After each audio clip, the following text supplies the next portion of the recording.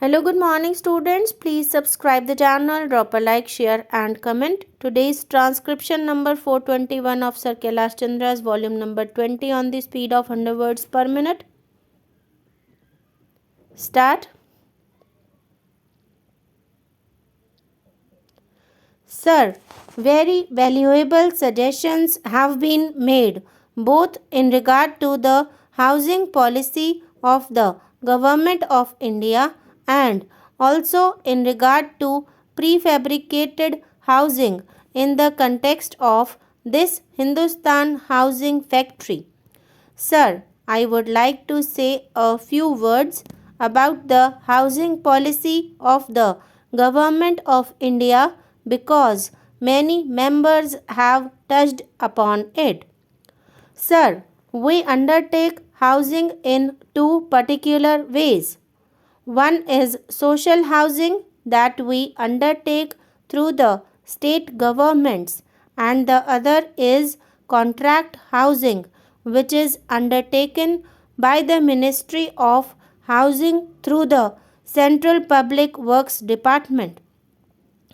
As far as social housing is concerned, I fully agree with Shree that housing occupies a very important place in our society. Food, clothing, and shelter.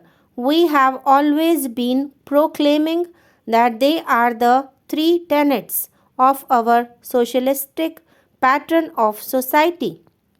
And I do admit that as far as social housing is concerned, it has not received the same attention as it should have received in our plans. I am not blaming the planners. After all, they have to take the finances of the country into consideration. They have also to take the state resources into consideration. But, sir, it is a fact that while the population of the country has been growing and growing very fast, during the last 10 years, there was a rise of over 21%, but in that period, the allocation under housing was brought down from 34% to 15% under the 10th plan.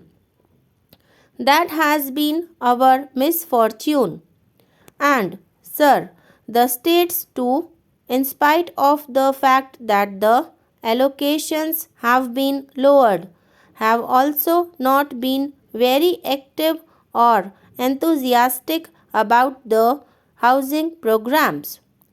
There have been lapses, and some of the houses which were built for the industrial workers have been allotted to non-entitled persons, and when the emergency started, even the allocations made for housing in the state plans have been diverted to other projects.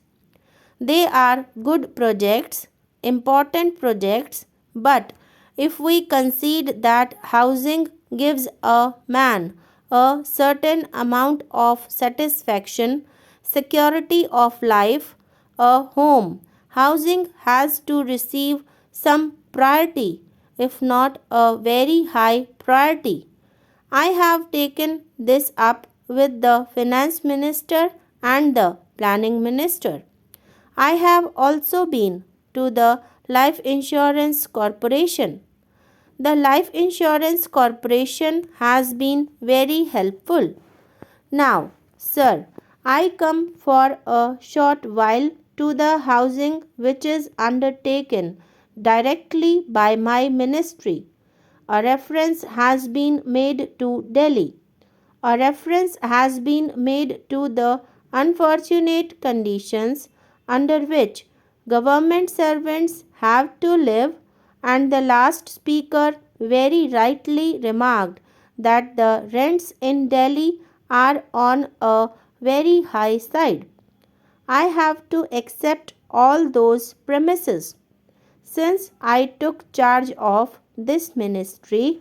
It is nearly a year now.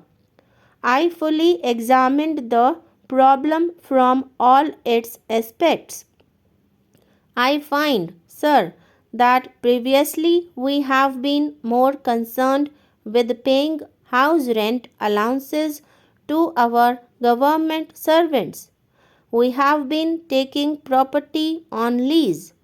We have been requisitioning properties, sometimes paying very heavy rents, and at the same time maintaining those properties which belonged to other people. If all the money that has been paid as rent or as house rent allowances had been diverted to the construction of houses, I am sure that the housing difficulties in Delhi and other parts of the country like Madras, Bombay, and Calcutta would not have been so acute. It is a fact that the government servant who has a house has a different outlook. He works in a different way, but nearly 66% of the government servants in Delhi have to take houses on high rents, have to pay very heavy rents, and sometimes they have to live very far away from Delhi. During this year, we have sanctioned housing schemes to the tune of rupees 15 crores. In the last 5 years of this ministry, schemes were sanctioned only to the extent of rupees 7 crores. I am not casting any aspersions.